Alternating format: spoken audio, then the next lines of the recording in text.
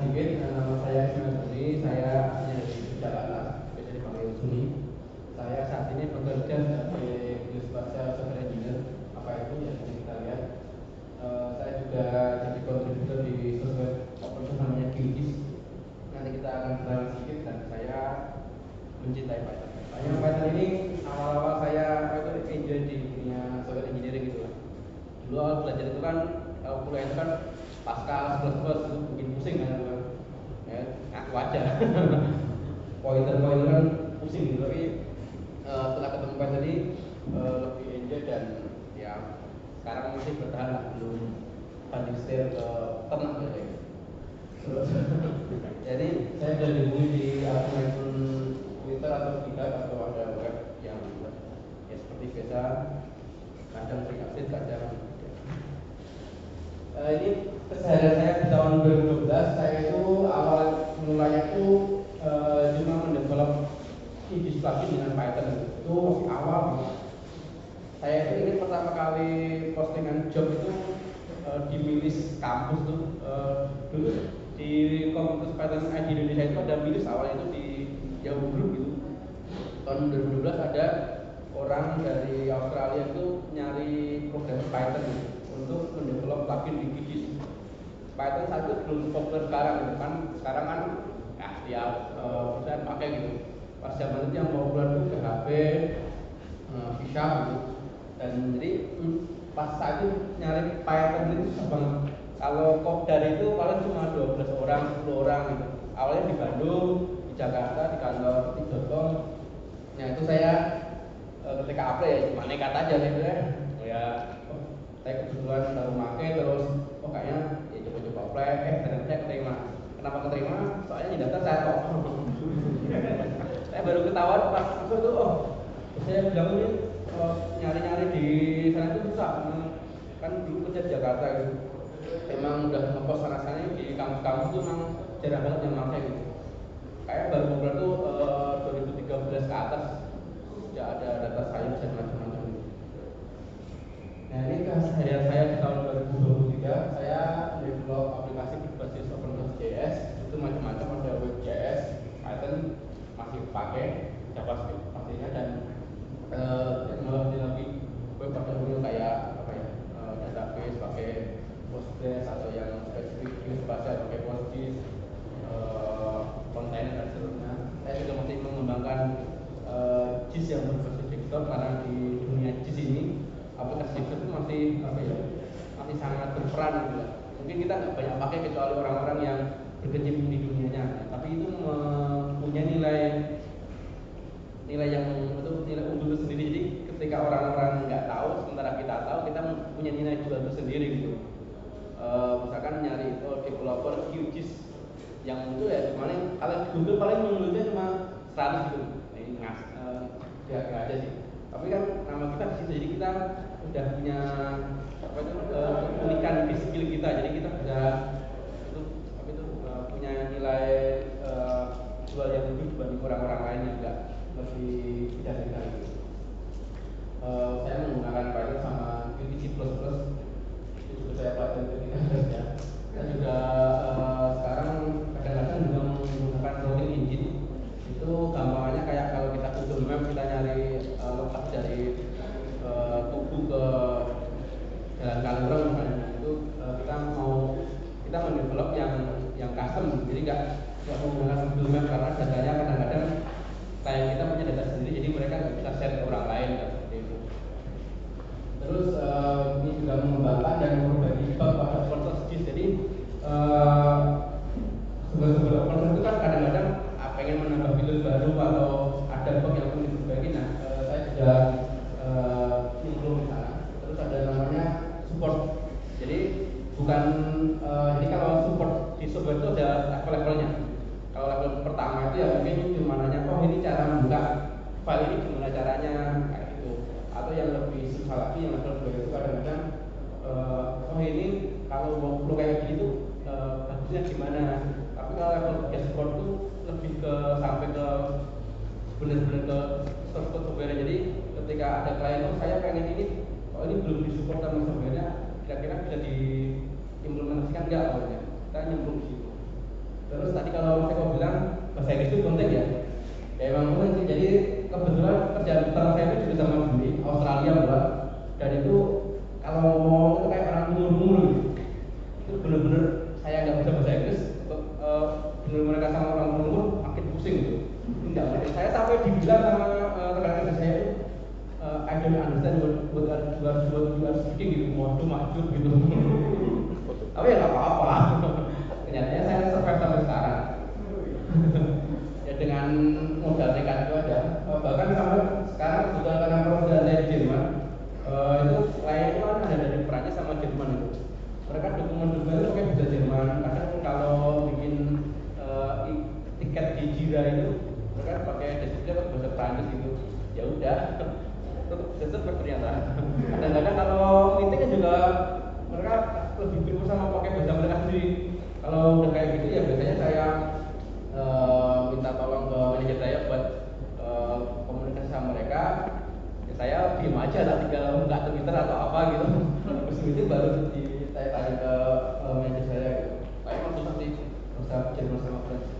Jadi kalau mau teman-teman yang pengen itu go internasional tapi nggak usah takut lah, pede aja. Mereka juga nggak bisa bahasa Inggris mereka itu.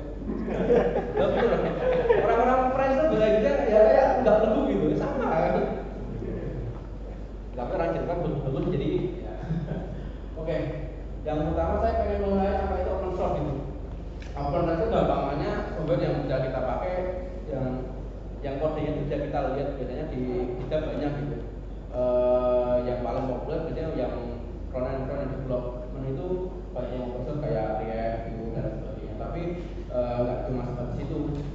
Jadi contoh-contoh software yang open source yang mungkin bisa tahu ya, Python tahu, Ubuntu yang kayak ERP gitu, terus ya Ubuntu tahu lah, Docker. Jadi ini software yang mungkin cukup familiar di keseharian kita. Flat, ini sudah tahu, TensorFlow dan seterusnya. Ini dari berbagai macam domain ya, cuma visual saja. Nah, kenapa orang-orang itu pada pakai open source gitu dibanding software yang berbayar?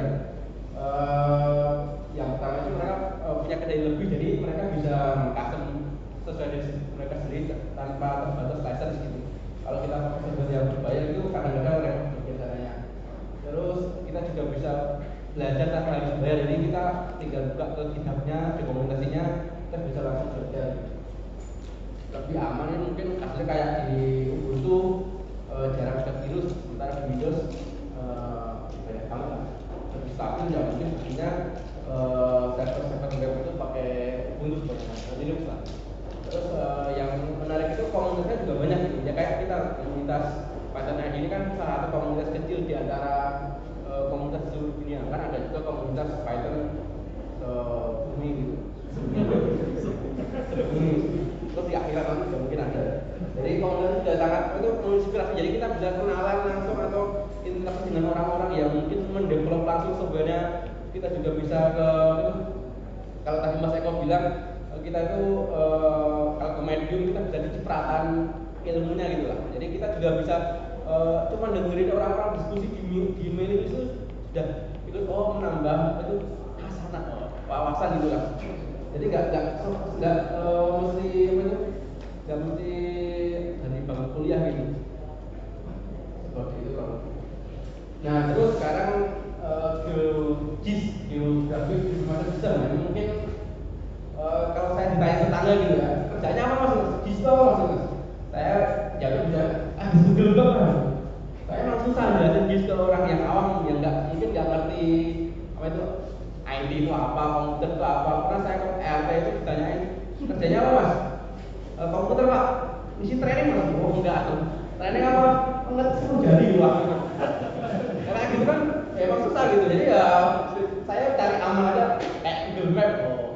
Beda sedikit lah, padahal banyak bedanya. Tapi secara umum ya mungkin ini penjelasan yang apa itu, yang halayak ramai aja lah ya, bukan yang akademis. Jadi gampangnya itu kalau di situ ya kita mempunyai data-data yang biasanya itu ada elemen spasial, lokasi koordinat gitulah. Kadang-kadang juga ada elemen apa namanya itu waktu temporal, dan itu kita bisa gabung-gabungkan. Misalkan di sini kita ada data jalan, data dari di sini kita bisa melihat itu secara lebih komprehensif. Jadi kita bisa membuat keputusan atau menganalisis lebih mudah gitu. Kan gampangnya kalau kita baca teks terpisah-terpisah kita susah gitu. Sementara kalau di sini kita bisa melihat secara komprehensif, misalkan dilihat dari atas, kita lihat data dari Google itu kan, ternyata digital rame nih, merah. Kalau di Google Map kita bisa nyari jalan yang lain. Proses itu simpelnya, tapi memang detailnya itu memang macam-macam ternyata. Pengaplikasinya itu sangat beragam. Ya ini di sini saya nyari di apa itu namanya di web lah. Itu banyak banget bidang yang mengamatinya, dari pertanian, astronomi, geodesi, olahraga, perhutanan, game juga ada. Kalau tahu Pokemon Go itu kan juga dia berbasis G sih kan. Tahu nggak Pokemon Go? Pokemon Go, ada yang tahu nggak? Tahu kan? Ya itu kalau kayak gitu. Jadi ada kriminalitas juga, ada pemakaian bis ya. Yang kembali yang pernah saya ikuti proyek yang berkaitan dengan hal tersebut, misalkan perairan, kriminalitas, itu saya pernah ngerjain proyek buat kayak aplikasi JIS buat, kalau nggak salah itu kayak dia ada memantau keamanan di Timur Tengah gitu lah. Jadi biar ketawa di mana aja yang kelihatannya aman atau tidak itu lokasinya gitu. Terus di militer itu juga pernah, kebetulan salah satu klien kemarin itu, ini proyeknya apa, jadi saya bisa bilang gitu, mereka pengen, jadi kalau di Swiss itu mereka ada namanya wajib militer, dan kalau wajib militer kan ada trainingnya gitu aja. Sementara aplikasi JIS itu kadang-kadang terlalu jelimet gitu. Nah kita bikin software yang lebih simpel untuk mereka training, misalkan untuk melakukan menghitung rute terpendek dari mana ke mana, atau menghitung rute patroli ketika ya mungkin ke area mana atau ke komplek mana gitu, seperti itu. Dan memakai gitu. Terus ya yang baik banget lah. Kalau mau lihat ini videonya Swiss application ya, nanti kalau mau di share di slide-nya. Nah sementara di situ ada berbagai jenis tipenya. Jadi nggak cuma developer aja ya. Jadi yang pertama itu JIS profesional, itu kayak pengguna JIS. Jadi mereka orang-orang yang sangat paham banget tentang JIS itu. Dan yang JIS itu nggak JIS doang, tapi ada subnya. Misalkan ada orang yang paham banget sama hidrologi, itu ilmunya beda lagi itu. Ada yang kehutanan beda lagi itu. Terus misalkan tentang cuaca apa itu beda lagi ilmunya. Dan orang-orang ini misalkan biasanya yang berangkat dari kuliah-kuliah itu dari kampus, misalkan orang-orang yang jurusannya geofisika atau geodesi atau apa, mereka tahu ilmunya dan mereka menggunakan toolsnya macam-macam gitu. Dan yang kedua itu developer seperti saya nggak terlalu paham banget background tentang JIS yang sampai mendetil gitu ya. Tapi saya tahu hal-hal atau misalkan standar-standar yang dipakai, saya bisa melakukan development software gitu. Itu posisi saya. Sementara ada juga data scientist yang lebih mereka menggunakan JIS itu cuma sebagai tambahan atribut aja di data mereka gitu, lokasi aja gitu. Tapi mereka kalau ditanya misalkan analisis kriging gitu, kriging nggak ada yang tahu kan? Ada yang tahu nggak kriging? Dua orang tahu kan? 3 orang lah. Kan nggak orang data scientist yang umum itu mereka nggak terlalu ngerti. Tapi kalau orang-orang yang benar-benar ngerti ilmunya itu benar-benar paham gitu, mereka menggunakan itu untuk apa gitu. Atau misalkan analisis temporal hujan selama 30 tahun gitu, itu juga ada ilmunya. Jadi software itu cuma tools, sementara orang di belakangnya, orang yang memakainya itu memberikan konteks ke software itu. Jadi semacam Microsoft itu tools, tapi Andrea Hirata, P.D. Byte itu dia yang membuat memakai tool itu menjadi sesuatu yang misalkan novel yang top seller seperti itu. Jadi ada berbagai jenisnya ya. Nah sekarang open source JIS ini apa ini? Tadi kan sudah tahu open source, sudah tahu JIS. Nah open source ini ada banyak softwarenya. Ini ada semacam organisasi yang menaungi software open source ini. Tak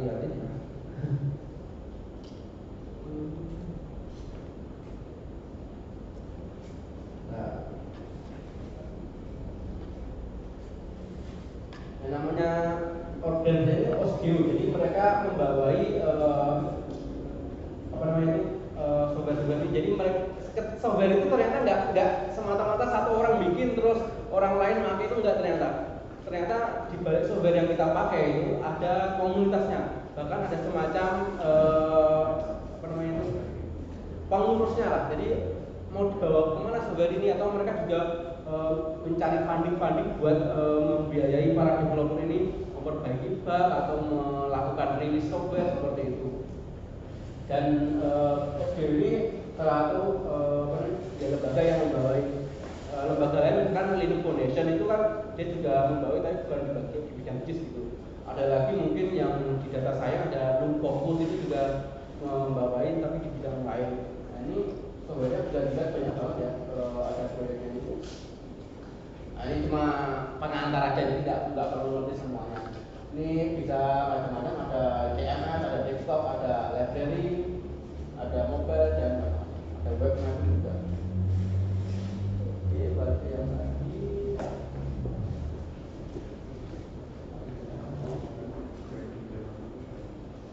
Oke, ini macam-macam ya. Jadi sekarang ada JIS water, jadi JIS yang spesifik buat air perairan gitu. Kita juga nggak ngerti. Nah ini ada sejarah tentang open JIS dari tahun 1970. Salah satu hal yang apa namanya itu yang menarik dari JIS ini, dia itu adalah datanya itu yang macam-macam. Datanya itu tidak sekedar apa ya file text atau apa, dan datanya itu dia gede. Misalkan data dari satelit itu berupa foto. Nah foto ini kadang-kadang kita masalah itu kan bumi itu nggak bulat ya, atau ya salah, bumi itu nggak datar ya. Kayak kalau bumi datar tuh di situ lebih simpel gitu. Soalnya kita tinggal itu kan kalau bumi kan ya nggak bulat juga, dia nggak bulat sempurna, bahkan penyok-penyok gitu kan. Dan itu susah ketika kita mau foto dari luar angkasa, kita mau dipaskan di kalau kita data 2 dimensi, jadi itu agak nggak sinkron lah. Gampangannya kalau kita lihat di Google Map itu Greenland itu ternyata gede banget kan luar. Itu kan gara-gara proyeksinya itu memang tidak bisa mengcover semua area dengan sama. Jadi walaupun Greenland kelihatan gede, tapi ketika kita datangi ternyata nggak segede itu, gara-gara proyeksinya ya bukan tidak mengcover itu. Nah ini sedikit sejarah aja. Belum masuk CSV, terus ada beberapa software ini ya mungkin yang setiap kali yang paling populer ya. Jadi dia buat menyimpan data vektor. Data vektor itu gampangannya, kalau ada yang tahu Photoshop gitu ya, Corel Draw itu kalau lebih ke vektor, sementara kalau Photoshop lebih ke raster. Jadi kalau ShapeFile itu menyimpan data-data bentuknya itu seperti polygon, point, atau garis seperti itu.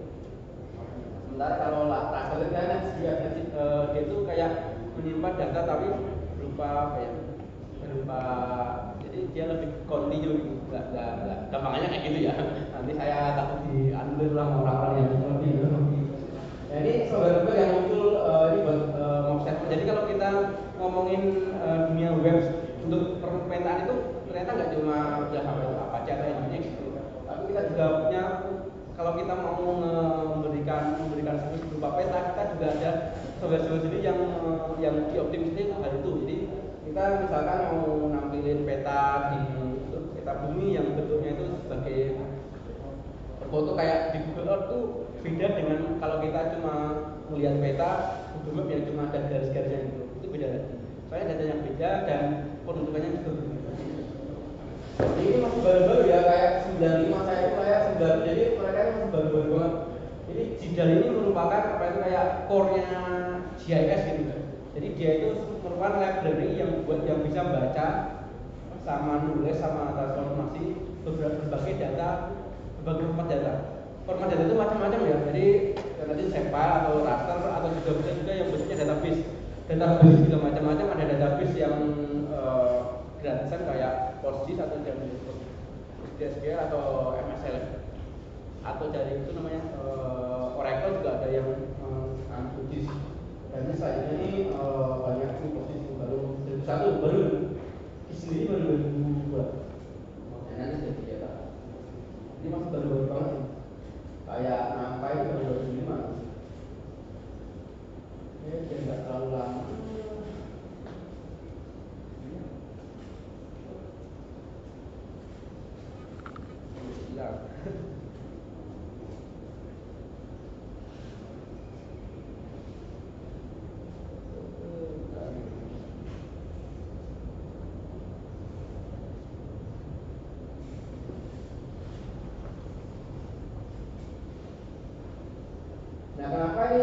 solusi jadi kebanyakan pengguna yang paling banyak itu pemerintah kota atau pemerintah negara, dan mereka itu ya ada lah yang namanya ada. Ini kan saya ngomongin yang open source, ada juga perusahaan yang bisa mensupport ini, tapi mereka sayangnya itu formatnya atau software itu closed source gitu. Tapi bayangkan begini, ketika ada satu pemerintahan negara gitu, datanya sangat sensitif gitu, misalkan rumah presiden di mana, atau misalkan data kependudukan, mereka taruh data itu di pihak ketiga yang dua perusahaan gitu. Itu kan sangat berbahaya. Pertama, mungkin datanya nggak aman, atau kedua, ketika mereka udah ke-lock vendornya, mereka nggak bisa pindah ke sumber lain dengan mudah kayak gitu. Dan format ini benar-benar format yang apa itu, yang susah untuk dikonversi gitu. Gampang aja kalau kita pakai Microsoft Word itu kan masih bisa dibuka pakai OpenOffice gitu. Kadang-kadang ada format yang benar-benar nggak bisa dibuka sama sumber lain tanpa lisensi gitu. Dan lisensinya ini harganya mahal ya. Jadi apa ya? Kemarin ada tender gitu untuk solusi yang berbayar atau solusi yang memakai software yang provider itu bisa sekitar 10 kali biaya dari solusi yang open source itu. Dan 10 kali ini skalanya misalkan 10 juta euro gitu. Jadi jauh banget. Ini lebih bisa mengontrol. Jadi ketika dia open source kita bisa memberikan kontrol langsung, nggak ada yang namanya backdoor atau apa gitu. Jadi lebih terkontrol. Jadi biasanya penting bagi lembaga pemerintahan Wakanda, misalkan di Indonesia kurang tahu ya, lebih sustain. Jadi kan karena banyak orang yang pakai, jadinya banyak orang yang mau investasi ke sana. Jadi lebih long term, nggak tiba-tiba hilang. Misalkan apa ya, tiba-tiba hilang kemarin ya, apa itu namanya, yang buat develop Android sama iOS itu namanya, yang kemarin itu Xamarin. Nah, tahu Xamarin nggak? Nah, Xamarin kan kita sudah ambruk kan. Kayak gitu kan, kalau cuma satu perusahaan yang menyokong suatu software, ketika udah itu nggak mau lagi menyokong, ya yang pakai itu kelabak kan, di porting ke hal lain gitu. Atau misalkan ada teman yang nanya, ini mau nyari programmer Delphi, mati itu nggak ada kan, mau nggak, sekarang nggak diajarkan. Nah, itu susahnya kayak gitu, dan itu kurang sustain. Beda kalau kita mau nyari programmer Python banyak gitu, ataupun programmer JavaScript. Makanya walaupun Python sama JavaScript itu udah ada yang menyokong satu bulan satu kok gitu, tapi mereka bisa sustain lama karena banyak yang pakai.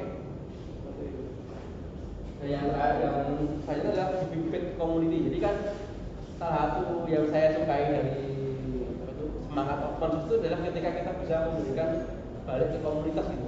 Kita tuh udah pakai Python gratis gitu, nggak perlu bikin dari awal, nggak perlu bikin compilernya, nggak perlu bikin interpreternya, kita bisa pakai, kita bisa buat ngerjain tugas kuliah, bisa buat nyari duit kan, gampangannya gitu. Dan kita bisa memberikan balik itu ke komunitas dalam bentuk apa? Ya kita kontribusi balik dalam bentuk misalkan kita bikin tutorial di blog, atau misalkan kita laporin apa itu namanya, oh ini ada bug di sini, tolong benerin. Itu sudah sangat bermanfaat untuk komunitas. Atau misalkan kalau kita nggak bisa ngoding, ya kita kontribusi donasi berapa 40.000 gitu. Kayak itu sudah untuk kontribusi. Bahkan mungkin panitia di sini itu juga bentuk kontribusi ke Python secara lebih umum gitu. Ketika mereka menyediakan waktu luang untuk mengusik kegiatan seperti ini, dan mungkin bisa menimbulkan semangat untuk belajar Python. Tapi itu apa ya, kayak muter gitu, satu circle yang positif. Nah, ini Python khusus, jadi saya agak teknis sedikit aja, ya biar ada pattern-patternnya gitu. Nah, ini salah satu software yang saya pakai itu QGIS itu aplikasi desktop.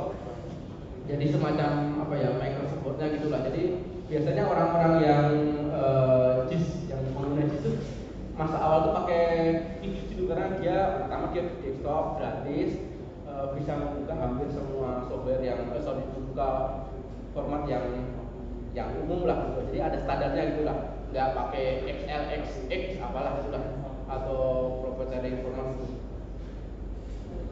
Ini paling populer, dan ini tahu saya ya, ini ya berhubung saya cukup dari aplikasi yang paling populer yang open source. Jadi ada juga itu alternatif lain yang berbayar, tapi bayarnya mungkin mahal sih. Saya nggak mau nyebut. dan ini satu-satunya aplikasi yang bisa jalan di Windows, Mac, sama Ubuntu ya. Bahkan aplikasi berbayar tetangga itu nggak bisa jalan di Mac. Jadi kalau kalian punya Mac, pakai ini aja. Kalau belum punya Mac ya maaf. Oke, ini adalah penggunaan QGIS. Jadi ini agak cuma perkiraan ya, karena kita menghargai apa namanya itu data pribadi pengguna, kita nggak ngasih apa itu tracker atau Google apa itu namanya yang buat Google apa? Nah itu lah. Jadi kita nggak tahu berapa jumlah detail pengguna QGIS. Lalu kita ada semacam kalau ketika kita membuat QGIS itu kita ngecek referensinya itu udah update atau belum. Jadi kita cuma perkiraan. Jadi pengguna QGIS dalam 30 hari terakhir sekitar 10 juta. Jadi lumayan banyak ya. Dan kemarin 500-an ribu lah. Dan cuma nah ini kebanyakan dipakai di jalan Brazil, Eropa, sama Amerika. Sama India banyak. Kita masih sedikit dan ini nggak terlalu banyak. Kenapa nggak terlalu banyak? Jadi mungkin mereka makanya nggak pakai internet, jadi kita nggak bisa cek. Tapi ini jumlah yang lebih banyak. Oke, lanjut. Jadi contoh hasil karya membuat peta dengan QGIS. Jadi salah satu hal di GIS itu adalah pembuatan peta atau kartografi. Kartografi itu bisa macam-macam, dari yang sangat simple sampai yang sangat rumit kayak 3D seperti ini, atau ini ada hexagon, atau ini nggak bisa jalan, jadi kayak metain air gitulah. Ya kayak ini pakai dataran HDP yang pakai bentuknya kayak globe di hutan di Ukraina. Ini kayak angin. Nah, itu susah itu bikinnya. Saya pak data itu juga. Nah, ini contoh-contohnya aja. Ini saya ambil dari event tahunan, jadi di Twitter itu. Ini mungkin salah satu bentuk apa itu yang tadi Mas Eko bilang personal branding gitu. Jadinya orang-orang di bidang sini mereka ada itu namanya 30 hari membuat peta dengan apa itu ya seberapa pun lah, ada challenge-nya gitu lah. Ini saya filter yang pakai QGIS saja seperti itu. Ini ya gambaran aja sih. Ini juga tadi yang saya bilang itu komunitas gitu. Ini orang-orang yang jadi kita itu ada semacam gathering gitu, misalkan nggak cuma pengguna tapi juga developernya. Kita misalkan setahun kumpul sekali atau 2 kali, kadang-kadang pakai perusahaan masing-masing atau pakai uang sendiri, karena ya itu merasa udah mendapatkan banyak dari software yang kita pakai, yang kita dapat secara gratis, kita bisa kontribusi balik dalam bentuk macam-macam gitu. Dan di sini karena kita tuh kecil komunitasnya, kecil dibanding kayak misalnya komunitas kayak Node.js itu banyak banget lah. Jadi kita tuh lebih apa ya, akrab. Jadi kalau kita kumpul itu bawa keluarga kadang-kadang gitu. Saya pas pertama pernah kumpul itu bawa istri gitu. Jadi ada yang bawa anak atau ya macam-macam itu lah. Nggak semata-mata apa itu sekedar IT atau coding atau apa. Jadi benar-benar humanis. Nah ini kita masuk ke Python-nya. Tadi ada yang nanya tentang Python di sini. Jadi ini di sini dibuat dengan menggunakan teknologi namanya C++ pakai Qt. Ada yang tahu Qt nggak? Ada yang bisa nyebutin software lain selain QGIS yang pakai Qt C++? Saya tahu nggak? Misalnya itu OBS. Tahu nggak OBS yang buat streaming yang populer sejak pandemi itu pakai Qt C++ itu? Itu kan dulu dimiliki Nokia, terus gara-gara Nokia bangkrut terus dibeli sama saya lupa. Jadi ada modusnya sendiri namanya Qt C++ Foundation.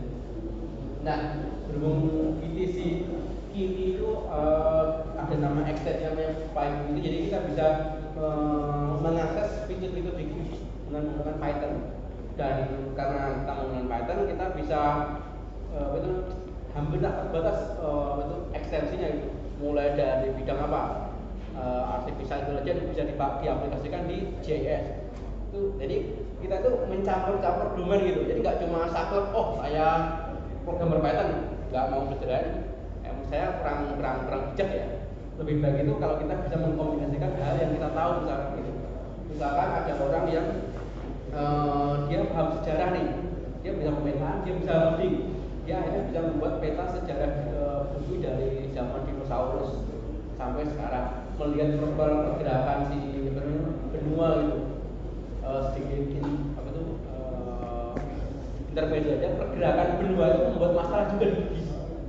Kenapa? Karena ketika kita memakai GPS itu ya, kalau kita misalkan memakai GPS untuk precision farming, jadi kita benar-benar menggunakan robot untuk menanam atau memberikan pakan, memberikan apa itu namanya pupuk atau vaksin sih, yang buat biar yang anti hama itu namanya pestisida. Itu kalau mengandalkan GPS tanpa kita kalibrasi itu susah banget. Bahkan kalau GPS-nya udah apa namanya itu udah detail gitu ya, masalahnya itu benua itu bergerak. Benua Australia itu bergerak 50 cm per tahun.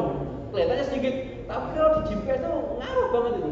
Jadi mereka bahkan sampai pemerintah Australia itu kayak semacam kita bakal membahas menggunakan proyeksi yang lebih detail lagi untuk mereka. Dan proyeksi itu nggak bisa dipakai sembarangan. Jadi kan itu di Australia berlaku udah prediksi nggak bisa dipakai di Indonesia atau di Amerika itu udah beda lagi. Kenapa? Saya bumi nggak datar. Kalau datar semuanya nggak ada masalah itu. Jadi kalau bisa datar saya datarkan ini bumi. Masalahnya kan nggak datar. Ya itu jadi itu yang bikin ribut ya. Tapi kita nggak bisa melawan kehendak benua kan kita si benua Australia waktu utara kita nggak bisa dorong ke selatan. Dan jadi itu ya semuanya intermezzo ya. Jadi di sini ada dokumen yang bisa dibuka, jadi semacam FPN doc-nya atau ada cookbook-nya, jadi semacam sampel-sampel.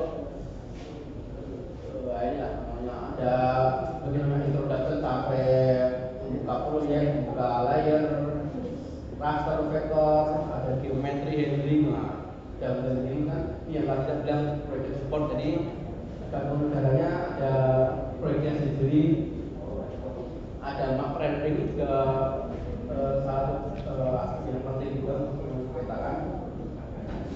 Kalau seperti itu ya. Nah ini ada sudah bahkan kita mau mencari untuk dari Indonesia area mana aja yang bisa dijangkau dalam waktu 10 menit dengan jalan kaki itu adalah bidangnya sendiri. Seperti itu. Ini bisa jadi pembuka gitu.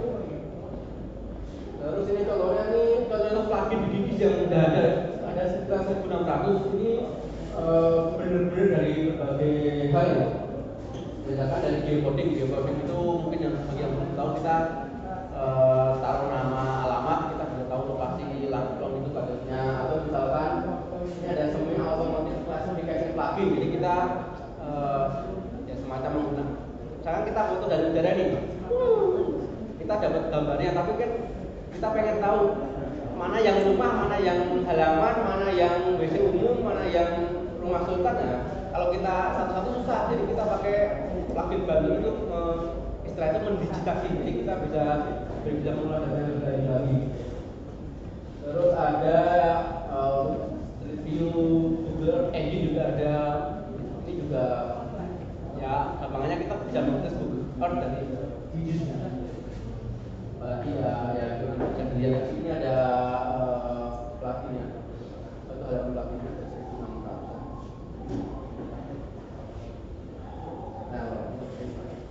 Dan 3D City Builder, yang lagi ngetrend itu juga misalkan namanya Twin City, jadi kita memiliki representasi digital dari sebuah kota gitu. Jadi kita misalkan jadi ini berguna banget untuk misalkan urban planning gitu. Saya pengen masang yang di sini gitu. Di Jogja belum bisa yakin gitu.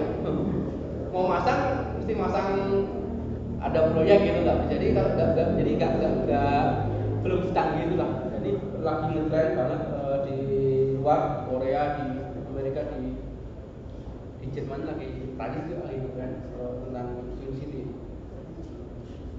Dan mungkin nggak familiar bagi khalayak ramai gitu lah. Saya emang bukan kita bahan marketnya gitu lah. Nah ini kalau mau mulai membuat ini ada 3 cara. Yang pertama dengan minimal plugin.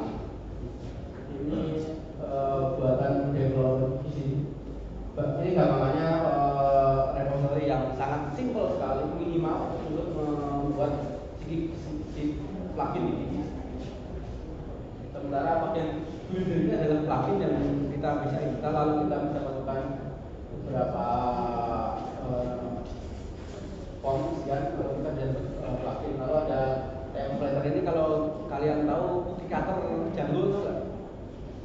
Jadi semacam template gitu, jadi kita tinggal kayak kalau kita bikin aplikasi Node.js itu kan taruhkan namanya apa, kita punya apa dan seterusnya, jadi kurang seperti itu. Nah ini istilahnya.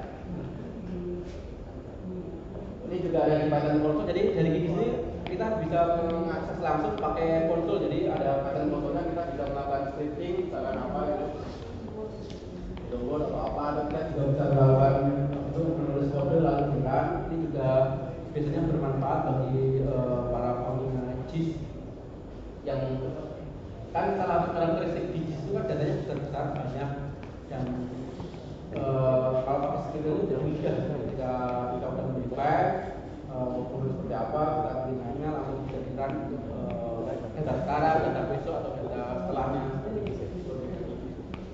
Ini ya, ini juga ada makro itu semacam kalau di Excel itu ada makro. Jadi ketika kita save project, kita ada sesuatu, saya ada contoh, ya contoh. Oh ya, saya sampai lupa nampilin. Nah ini contoh.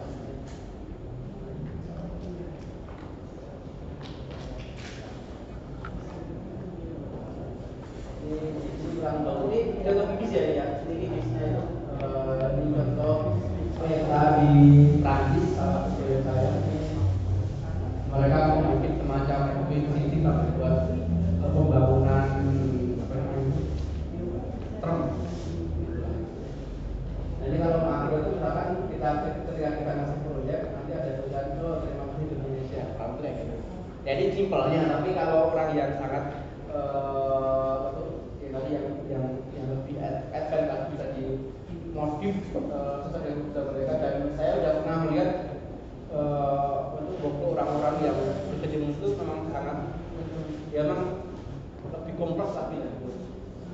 Ini startup script biasanya dipakai buat salah satu use case-nya adalah ketika kita punya perusahaan, kita pengen menginstal kikis di misalkan 20 workstation atau laptop gitu lah, dan kita pengen meng-custom, jadi cuma ada fitur-fitur tertentu gitu. Nah itu ini sangat dipakai. Jadi kita bisa menulis script Python untuk nge-setup atau meng-customize si kikis itu. Karena sekali lagi dia open source, jadi kita bisa meng-custom sedemikian serupa sedemikian kebutuhan kita.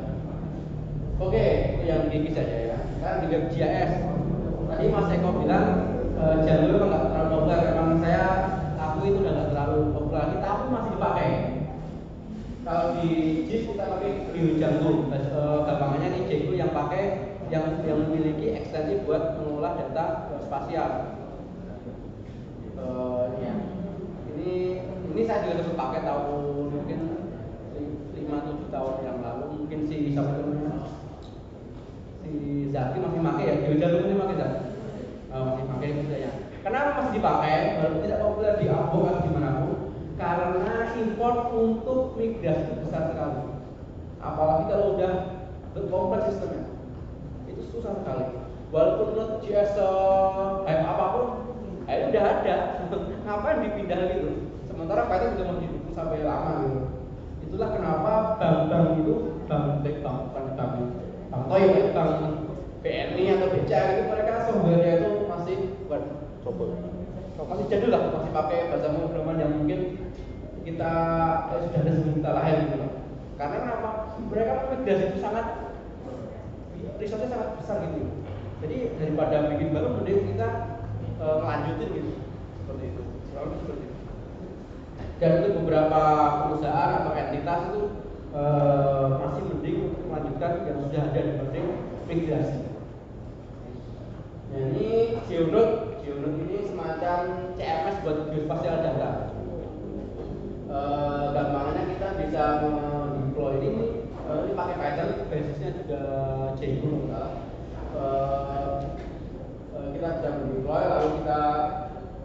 mengupload beberapa data dan data itu bisa diakses oleh orang lain. Nah, salah satu hal yang dipermasalahkan di JIS itu adalah ketersediaan data.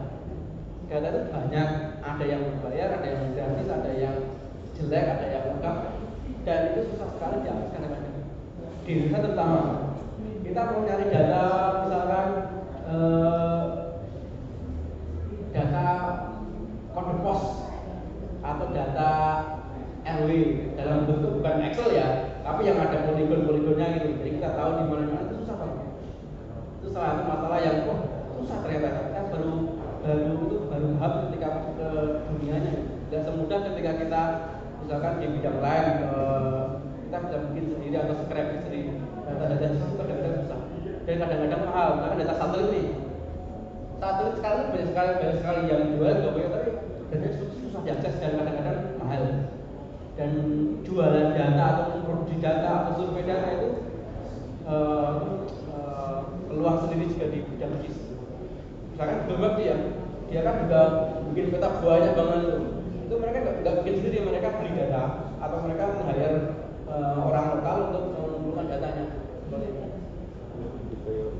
Jeleknya si perusahaan yang itu orientasinya uang ya, mereka cuma memetakan daerah-daerah yang ada peluang duitnya.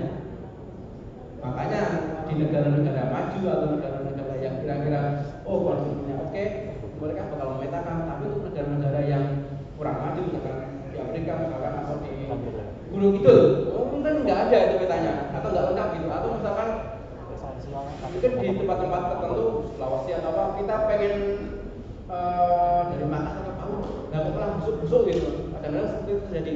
Karena apa? Mereka nggak ada benefit bagi mereka untuk memperbaiki data di sana gitu.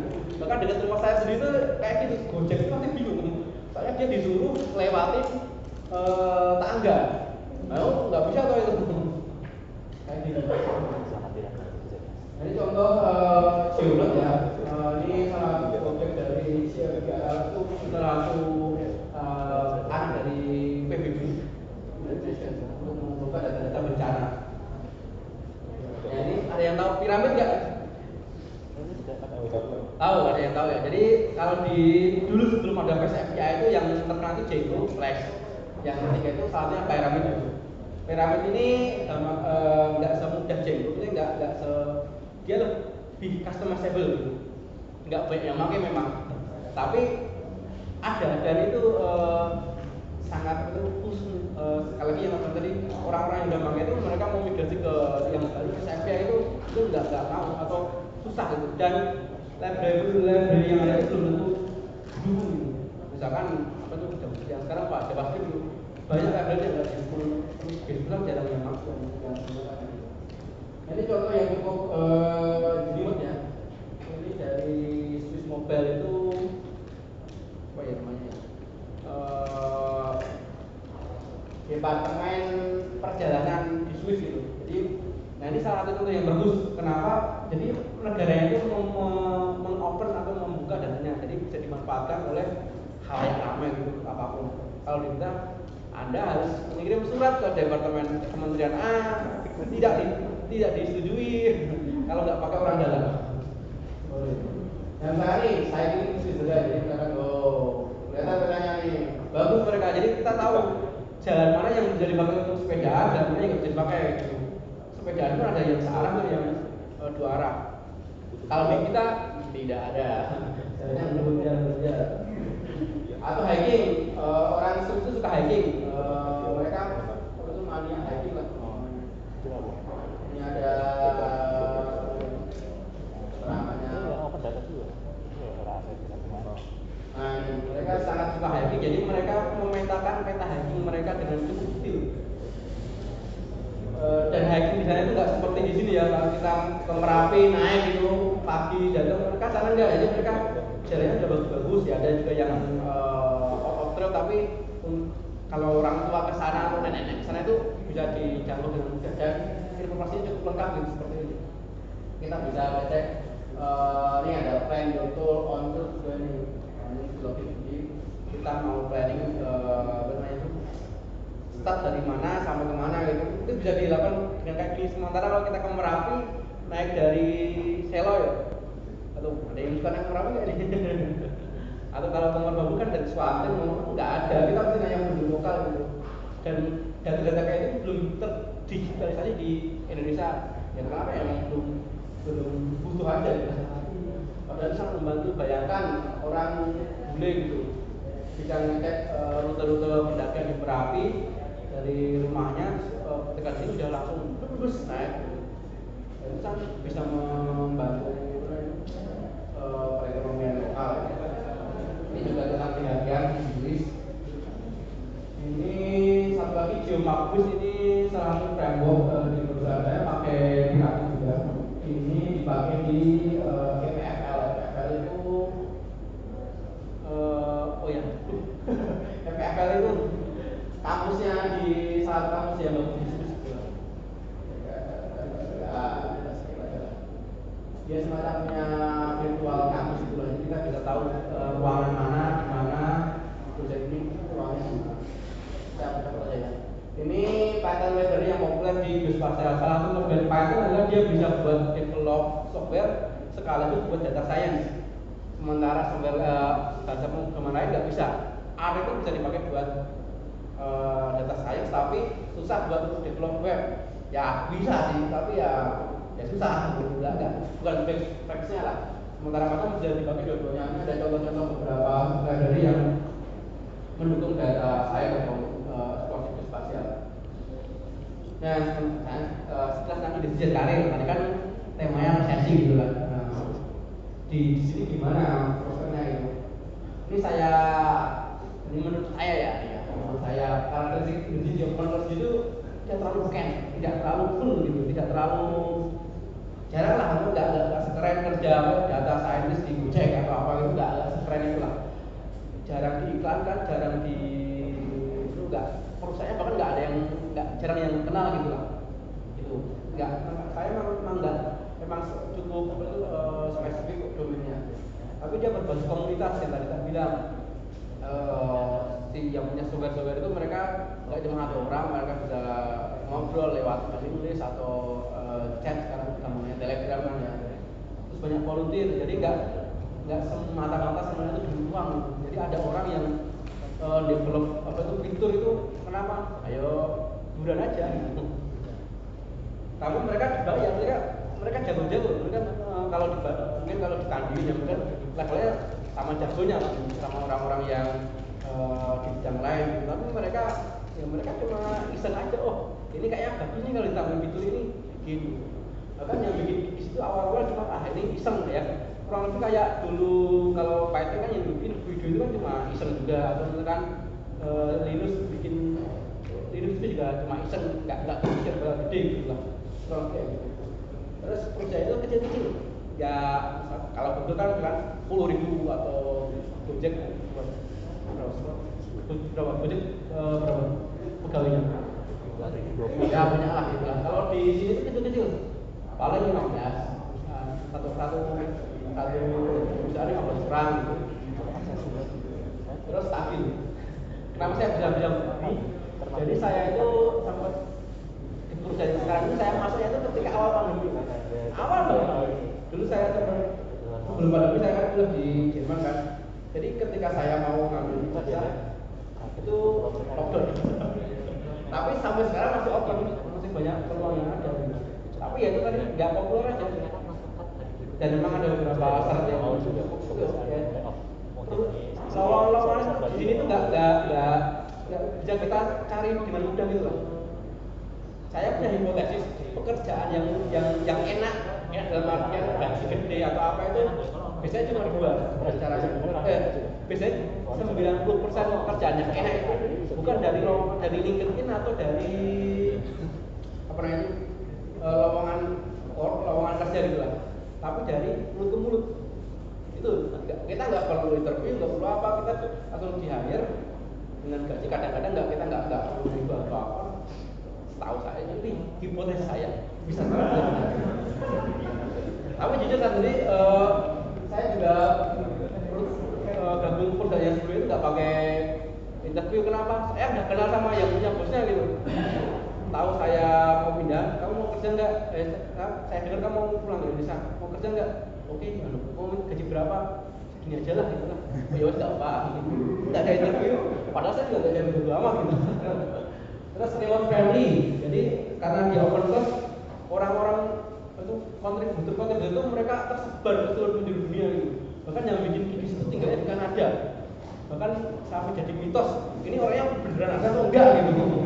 Bener yang ketemu gitu, kayak dia di Kanada di mana gitu, mungkin lagi ternak kambing atau apa gitu. Jadi emang jadi sangat remote friendly. Saya tuh kerja itu dari tahun 2012, tapi dari tahun 2012 itu udah remote sebelum pandemi gitu. Jadi memang udah familiar gitu lah. Dan remote itu enggak cuma satu negara, beda 4 jam atau 5 jam dalam waktu nggak apa-apa. Tapi yang tadinya tidak terlalu populer di Indonesia, mungkin banyak yang nggak tahu kan. Saya juga nggak tahu, nggak sengaja kecemplung gitu. Terus lebih ramai di Eropa. Jadi memang di Eropa itu memang sangat ramai dan banyak didukung oleh pemerintahannya. Jadi ada acara-acara di sana selalu ada, bukan pemkot ya bukan pemerintah negara ya, mereka jadi sponsor untuk sebagian tertentu gitu. Terus mayoritas berupa custom development gitu. Terus orang-orangnya itu biasanya ini lah, menurut saya kebanyakan itu suka olahraga dan suka outdoor gitu. Jadi mereka bikin software itu bukan buat tak dibikin, enggak. Mereka bahkan yang bikin open layer, tahu open layer nggak? Yang buat web itu kan, dia itu suka terbang para layang. Dia bikin open layer biar bisa memvisualisasikan dia terbang para layang. Gitu. Seperti itu. Perusahaan saya itu asli awalnya itu yang sekarang berasal dari komunitas pencinta naik gunung, makanya namanya camp to camp, nge-camp gitu. Kayak gitu, jadi kayak gitu. Terus good work and life balance. Ini maksudnya itu seimbang lah. Apa itu? Cuti aja nggak ditanya macam-macam gitu. Bahkan kadang-kadang disuruh cuti. Atau misalkan saya kan kamar masing-masing 6 jam gitu. Saya membatasi kalau meeting maunya cuma pas jam kerja gitu. Dia nggak mau malam itu meeting nggak mau. Dan mereka mendukung gitu. Seperti itu. Jadi mereka itu nggak melulu kerja dan nggak, jadi kesehatan. Dan saya lihat ini nggak cuma di perusahaan saya, tapi di perusahaan kecil-kecil itu aja yang mungkin hubungannya cukup itu akrab dengan itu dari pemilik sampai ke yang developer itu sangat mementingkan keseimbangan jiwa. Makanya ini menurut saya ya bisa benar, atau mungkin kebetulan saya ketemunya orang-orang yang kayak gini. Siapa tahu ada penjajah. Maaf ya wanita, sedikit lagi. Baru terjawin. Nah, maksudnya ini bagaimana cara nyemplung karir ini? Ya lompat gitu. Ya nyemplung gitu. Kalau kita nggak tahu, tadi ada yang bilang pecah telur ya tadi mas. Cara kita mendapatkan sebuah pekerjaan adalah pertama itu apply. Kalau nggak apply kemungkinannya keterima 0. Kalau kita apply minimal kita bisa berdoa. Semoga yang apply cuma saya gitu. Kan nggak ada yang tahu. Doa yang kuat itu mengalahkan mungkin sama-sama jatuh, tapi kita punya doa. Oke, ini ada beberapa lowongan dan mungkin nggak semuanya aplikasi buat kita. Soalnya ada beberapa perusahaan yang nggak pengen terlalu jauh sama pegawainya, kecuali udah kenal. Makanya kenal gitu. Kenal ini merupakan jurus yang cukup mau ya. Ketika udah kenal mah nggak peduli kamu mau kerja jam berapa, monggo gitu. Saya pun aslinya kerja di Jerman, tapi kebetulan ada urusan di sini. Ya berhubung udah kenal sama manajernya, sama dia ya ketika saya mengajukan untuk pindah ke Indonesia ya dipercaya gitu. Tapi ketika perusahaan saya mau meng-hire orang dari luar Eropa, mereka nggak mau. Saya belum kenal.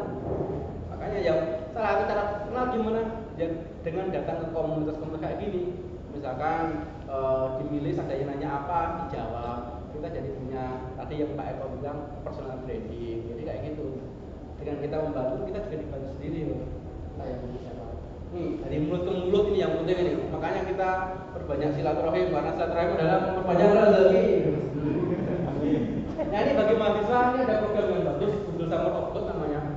Jadi ini program dari Google untuk nggak cuma mahasiswa sekarang. Jadi Google itu punya program untuk encourage orang-orang itu kontribusi ke open source gitu.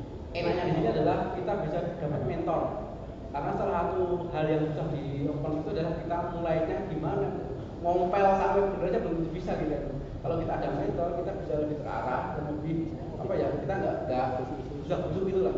Kalau kita makanya kalau kita ke apa namanya itu ke hutan, kalau kita punya kompas lebih gampang daripada kita busukan gitu. Ini bermanfaat untuk meningkatkan skill kita, meningkatkan jumlah koneksi kita, dan yang satu yang penting adalah dapat duit. Duitnya lumayan lah, mungkin UMR Jogja kali berapa ya? 5 lah mungkin lah, gitu lah. Lumayan banget ini, cuma kerja 3 bulan. Terus ini bagi saya senang ada banyak perempuan di sini, soalnya jarang banget nemu perempuan datang. Jadi kalau di Geospasial ada namanya Women in Geospasial, jadi semacam program untuk para perempuan, jadi biar bisa mentor gitu, jadi biar nggak kuasai laki-laki semua ini. Karena jujur 90% yang kerja di tempat saya itu laki-laki dan di bidang saya seperti itu. Oke, ini terakhir take home message-nya. Open Geospasial sempit sekaligus luas. Jadi sempit kenapa? Karena nggak banyak yang tahu, tapi luas karena kalau kita udah nyemplung ya udah banyak, ternyata luas gitu. Dan dari situ kita bisa ekspor kemana-mana. Saya tuh dari awal cuma tahu Python, tiba-tiba disuruh develop routing engine di C++ itu, ya itu pembuka aja, jalan aja. Jadi Python itu mudah kan, jadi pintu masuk yang bagus gitu lah, karena dia udah dipakai atau udah dipelajari seperti itu. Ya itu saja mungkin MC, maaf ya. Terima kasih atas perhatiannya.